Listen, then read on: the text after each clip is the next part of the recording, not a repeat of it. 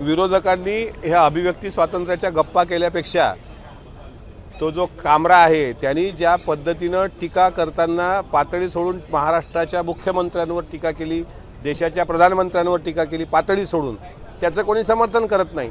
आणि त्यानंतर जी काही प्रतिक्रिया शिवसैनिकांकडून उमटली, स्टुडिओची तोडफोड झाली, काही असेल ती प्रतिक्रिया भावनिक प्रतिक्रिया होती, ती येणं साहजिक आहे। पण हिंसेचं पण आम्ही समर्थन करत नाही। ज्यांनी कोणी कायदा हातात घेतला असेल त्यावर सरकार म्हणून सरकार कारवाई करणार आहे। पण जो काही कामरा आहे त्यांनी जे काही व्यंगात्मक टिप्पणी केली त्याचं समर्थन विरोधकांनी करू नये। आणि विरोधकांना जर एवढंच त्याच्याबद्दल वाटतं तर विरोधकांनी आजचा शेवटचा दिवस आहे, शेतकऱ्यांच्या प्रश्नावर त्यांनी सभागृहामध्ये सत्ताधाऱ्यांना प्रश्न विचारायला हरकत नाही ना। तुमचं हे जे शक्ती प्रदर्शन आहे ते तुम्ही सभागृहात दाखवा, तुम्ही विचारा आम्हाला सरकार म्हणून। सरकारने 20% निर्यात शुल्क कांद्यावरचं हटवलं आहे, त्यामुळे कांदा उत्पादक शेतकऱ्यांना थोड्या प्रमाणात का होईना पण दिलासा मिळाला आहे। पण अजूनही कापूस उत्पादक शेतकऱ्याचे, हरभरा उत्पादक शेतकऱ्याचे, सोयाबीन उत्पादक शेतकऱ्याचे, धान उत्पादक शेतकऱ्याचे प्रश्न अजूनही प्रलंबित आहेत। त्यामुळे विरोधकांनी भलतीकडे महाराष्ट्राचं राजकारण नेऊ नये आणि आगीत तेल टाकण्याचं काम कृपा करून बंद करावं। जे चूक आहे ते चूक आहे। संभाजीराजेंनी जे पत्र लिहिले वाघ्या कुत्र्याच्या संदर्भामध्ये, या संदर्भात तुमची काय भूमिका आहे? छत्रपती संभाजीराजे खासदार, माजी खासदार यांनी जे पत्र मुख्यमंत्र्यांना लिहिलंय ते मी पाहिलं आणि त्यामध्ये त्यांनी मागणी केली की रायगडवरील वाघ्या कुत्र्याची जी काही ते शिल्प आहे ते अनैतिहासिक आहे आणि ते हटवलं पाहिजे अशी मागणी केली। त्यांच्या मनात जर ती शंका आहे तर महाराष्ट्राचे मुख्यमंत्री त्यांना गांभीर्याने घेतील आणि नक्कीच वाघ्या कुत्र्याच्या बाबतीत जे गैरसमज आहेत ते एकदा संशोधन समितीने एखादी गठीत करून ते जनतेसमोर आणावे, जेणेकरून जनतेच्या मनात कुठला प्रश्न उरणार नाही। पण आता वाघ्या कुत्र्याच्या प्रकरणात, या कामराच्या प्रकरणामध्ये प्रशांत कोरटकर नावाचा नराधम सुट्टा कामा नये। प्रशांत कोरटकर कोणाच्या आशीर्वादानं मोकाट आहे तर त्याचं स्पष्ट उत्तर मी देतोय। नागपूर पोलिसांचं अभय असल्याशिवाय प्रशांत कोरटकर मोकाट सुटू शकत नव्हता। मला एका मित्रांनी सांगितलं तो चंद्रपूरमधील ताडोबाच्या अभयारण्यात आहे।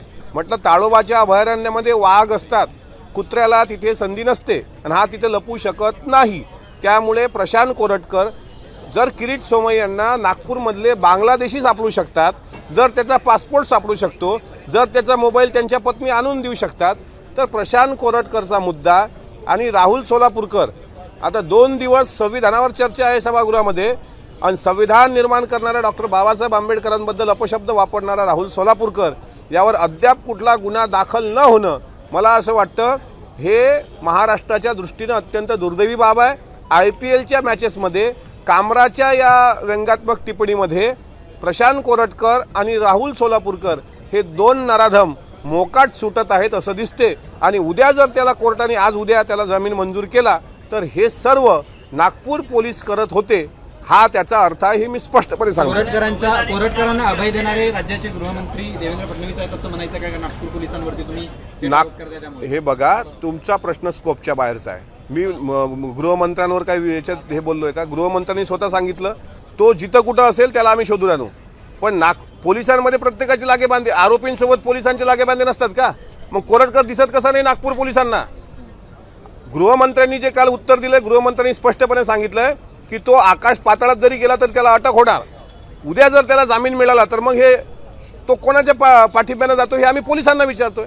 नागपूर पोलिसांमधले जर काही पोलीस त्याच्या संपर्कात असतील, कोल्हापूरवरून पोलीस त्याला शोधायला येतात, तर नागपूर पोलिसांना कसा दिसत नाही? तुम्ही बघा, कालपासून कोरटकरचा विषय मागं पडला, रात्री कामराचा विषय आला, काल वाघ्या कुत्र्याच्या समाधीच्या संदर्भातलं त्या शिल्पासंदर्भातलं पत्र आलं, कालपासून IPLच्या मॅचेस सुरू झाल्या आणि आपल्या रयतेची जनतेची शॉर्ट मेमरी आहे। त्यामुळे काल कोरटकर काय बोलला त्याच्यावर कोणाचा अंगुली निर्देश नाही। अहो, कोरटकर हा किती बदमाश असू शकतो की छत्रपती शिवाजी महाराजांच्या आईबद्दल, राष्ट्रमाता जिजाऊ साहेबांबद्दल अपशब्द बोलणारा व्यक्ती असा मोकाट फिरू शकतो। आणि दुसरीकडे तो जे बोलला अपशब्द ते जर एखादा मुसलमान बोलला असता तर महाराष्ट्रामध्ये दंगे केले असते, दंगे थैथयाट केला असता सर्वांनी।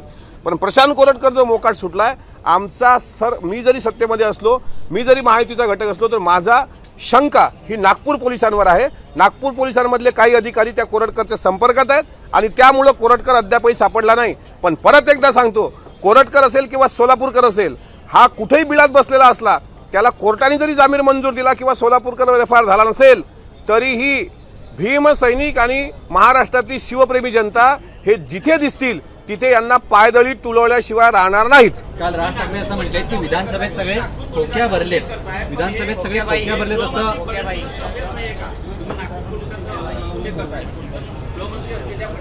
हे बघा, गृहमंत्र्यांनी स्वतः म्हणजे सरकारकडून त्याला जामीन मिळू नये म्हणून कोर्टामध्ये याचिका सरकारने दाखल केली ना, आणि कोर्टाने त्याचा जामीन नामंजूर केला.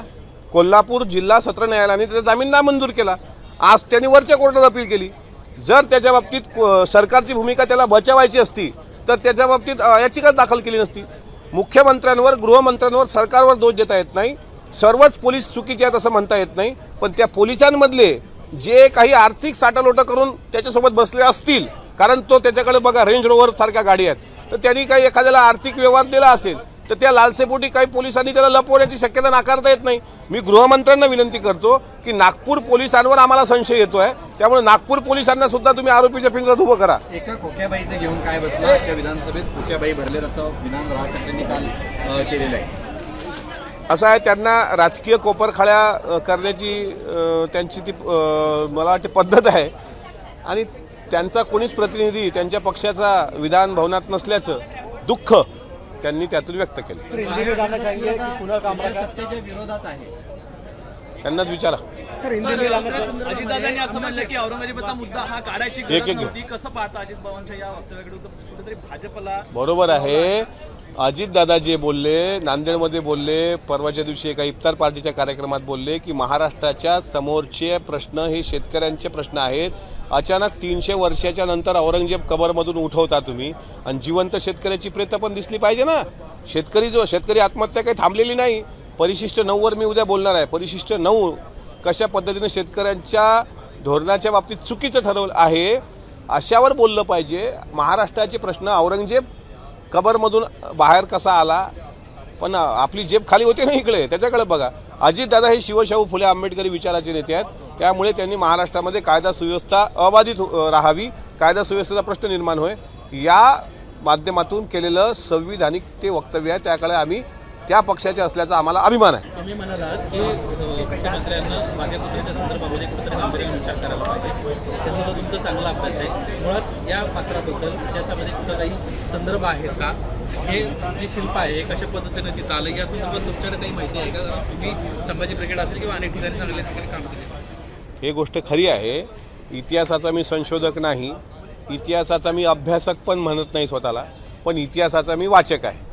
आणि छत्रपती शिवाजी महाराजांच्यावरची जी काही पुस्तकं आहेत त्यामध्ये वासी बेंद्रेंनी लिहिलेलं शिवचरित्र, कृष्णाजी अर्जुन केळुसकरांनी लिहिलेलं शिवचरित्र, सेतू माधवराव पगडी, डॉक्टर जयसिंगराव पवार, रिया सत्कार सरदेसाई या सर्व लोकांनी जे शिवचरित्र लिहिलं त्यामध्ये 3 एप्रिल 1680 हनुमान जयंतीच्या दिवशी जो छत्रपती शिवाजीराजांचं निर्वाण झालं त्या दिवशी शिवाजीराजांचा देह चंदनावर ठेवला गेला होता, आणि चंदनाच्या लाकडांमध्ये महाराजांचा देह ठेवून त्यांना चिताग्नी दिला होता.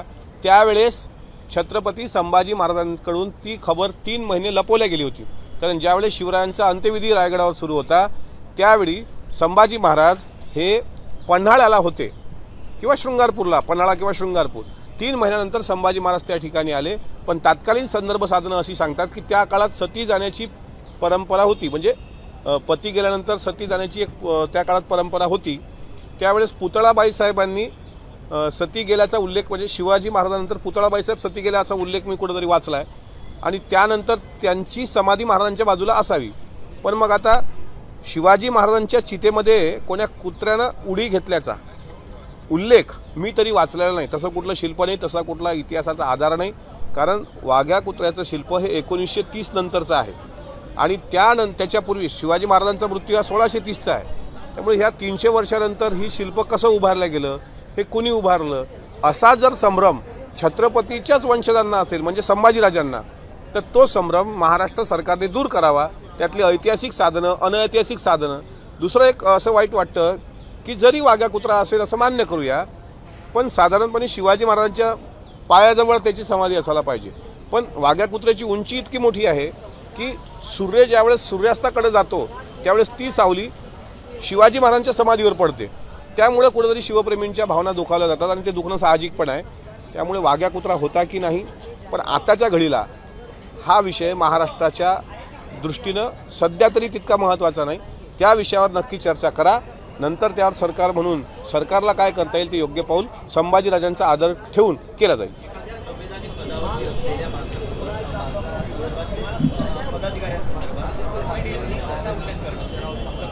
चुकीचंच आहे. कॉमेडियनला माहीत आहे की आपण जर गरम दूध पितोय तर आपली जीभ पोळेल, कशाला प्यायचं, थोडं थंड होऊ द्यायचं ना.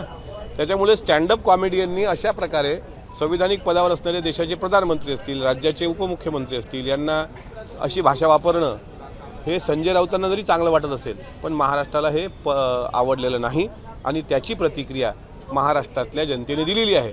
आता त्यांनी कायदा हातात घेतला हे मान्य आहे, त्यांनी तोडफोड केली हेही मान्य आहे, पण पोलिसांनी त्यांना ताब्यात घेऊन त्यांच्यावर कारवाई केली हे पण मान्य करा. असं म्हटलंय की जर त्यांना माफी मागितली नाही तर रस्त्यावर फिरू देणार नाही, त्याच्या तोंडाला काळं बसणार असं शिवसेनेचे मंत्री सुद्धा म्हणतात.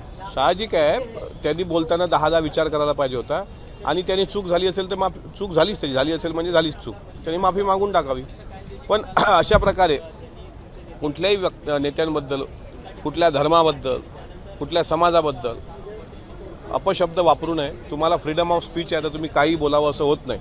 मग त्याचं भान कामरांनी पण ठेवावं आणि त्याचं भान मंत्र्यांनी पण ठेवावं. मागच्या काळामध्ये आपण पाहिलं त्यावेळेस सातत्यानं एकनाथ शिंदेच्या बाबतीमध्ये स्पेसिफिक शब्द जो आहे आमदार साहेब तो स्पेसिफिक शब्द वापरत आहे तो त्या कवितेमध्ये आहे. या संदर्भात तुमचं काय म्हणणं आहे? कारण कामरानं कुठेही त्यांचं नाव घेतलेलं नाही मुख्यमंत्र्यांचं, मात्र ती कविता म्हटलेली आहे. त्याच्यामुळे पण ठाण्याचा उल्लेख केला आहे ना, ती कविता म्हणताना त्याने ठाणे हा शब्द वापरलेला आहे, ठाण्याचा शब्द वापरला आहे आणि सरकारबद्दल वापरला आहे. मग जर तो असा चुकीचा शब्द जर त्यांनी वापरला असेल आणि तो त्यांच्या म्हणजे ज्यांना शिवसेनेला वाटलं की आपल्या नेत्यांबद्दल तो आहे आणि नसेल तर त्यांनी खुलासा करावा, त्यांनी कोणाला म्हटलाय तो शब्द, त्यांनी तो वापरलाय, त्याची रिएक्शन आली. अमोल जी, सवाल यही है कि जिस तरीके से एकनाथ शिंदे के ऊपर तंज करते हैं कुणाल कामरा, इसे एक कॉमेडियन की अभिव्यक्ति की आज़ादी समझे या इसके पीछे कोई सोची समझी रणनीति है जिस तरीके से इशारा किया जा रहा है बीजेपी और शिवसेना? हा कोरटकर हाकला पहिलं मी देतो उत्तर. इसमें कोई एक बात तो तय है कि जानबूझ के इस तरीके का कोई स्टैंड अप कॉमेडियन अगर इस तरीके से वक्तव्य करता हो तो महाराष्ट्र के मसले कहाँ पर है, क्यों उसने ऐसा कहा, और वो भी सेशन कार्यकाल जब शुरू हुआ तभी उसका ये वक्तव्य आया. एक बात देखिए कि कामरा ने जो कुछ भी बात की वो कोई भी सहन नहीं कर सकता और महाराष्ट्र की गरिमा रही है कि महाराष्ट्र के पद पर बैठे हुए तुम्हारे बाजू में यशवंतराव चौहान साहब की प्रतिमा है. जब प्रहलाद केशव अत्रे इन्होंने अभिव्यक्ति स्वातंत्र्य आगे रखकर उन्होंने इस तरीके से उन पे निंदा टीका टिप्पणी की थी, तब खुद जाके यशवंतराव चौहान साहब ने उनके घर पे जाके कहा था कि आपने तो आर्टिकल लिख दिया कि मैं निसंतान हूँ, लेकिन वेणुताई जब प्रेग्नेंट थे तब अंग्रेज़ों ने लाठी मारकर जब गर्भपात हुआ तो हमें फिर से ये नहीं हुआ, यानी बच्चा हमें संतान नहीं हुई, तो रोए थे प्रहलाद केशव अत्रे और माफ़ी मांगी थी कि ये महाराष्ट्र की परंपरा इस तरीके से रही है कि अगर किसी संवैधानिक पद पर हुए व्यक्ति का इस तरीके से आप अवमान करते हो और आप खुद को कहते हो कि मैं पत्रकार हूँ, मैं स्टैंड अप कॉमेडियन हूँ वगैरह वगैरह जो कुछ भी होगा, लेकिन इस तरीके की छूट आपको किसी ने दी नहीं और रिएक्शन जो आई उसका भी मैं समर्थन नहीं कर सकता. लेकिन जो महायुति के सत्ता के बारे में कहा गया, जो शिंदे साहब के बारे में कहा गया, वो गलत है, वो गलत है. फहीम खान जो है मास्टरमाइंड समझा जाता है और नागपुर के दंगों का, उसके घर पे जो है लीगल स्ट्रक्चर है उस पर बुलडोजर चल रहा है. ये सारी कार्रवाई हमने देखी थी, यही पैटर्न क्या है? नहीं, फहीम खान ये नागपुर दंगल का मास्टरमाइंड है, ये लगभग तय हो चुका है. अगर उसने इलीगल वहाँ पे उसके घर का जो बांधकाम है नागपुर में वो इलीगल टाइप से उसने आगे होकर किया और नागपुर मनपा ने अगर नोटिस देने के बावजूद उसने वो हटाया नहीं होगा तो उस पर कानूनी कार्रवाई होगी. फिर घर पे बुलडोजर चलाना है, घर पे थोड़ी बुलडोजर चलेगा. जो काम इलीगल है वो हटाया जाएगा. एक दहशत तो मिटेगी कि हम कुछ भी करेंगे, दंगा फसद करेंगे, लोगों के घर जलाएंगे और हम खुद महफूज नहीं रख सकते. जिसके घर शीशे के हो वो दूसरों के घर पे पत्थर नहीं उछालते. फहीम खान पे देशद्रोह दर्ज हुआ है. फहीम खान अगर इस दंगल का मास्टरमाइंड है और उसने इलीगल बांधकाम उसके घर का किया तो रीतसर उसको नोटिस इश्यू की ना, नागपुर मनपा ने उसको नोटिस इश्यू की, उसकी फैमिली ने वो पढ़ा, उसने अपने हाथ से हटा देना चाहिए. अगर कानूनी कार्रवाई होगी तो उसको सामने जाएगा. एबीपी माझा, उघडा डोळे बघा नीट.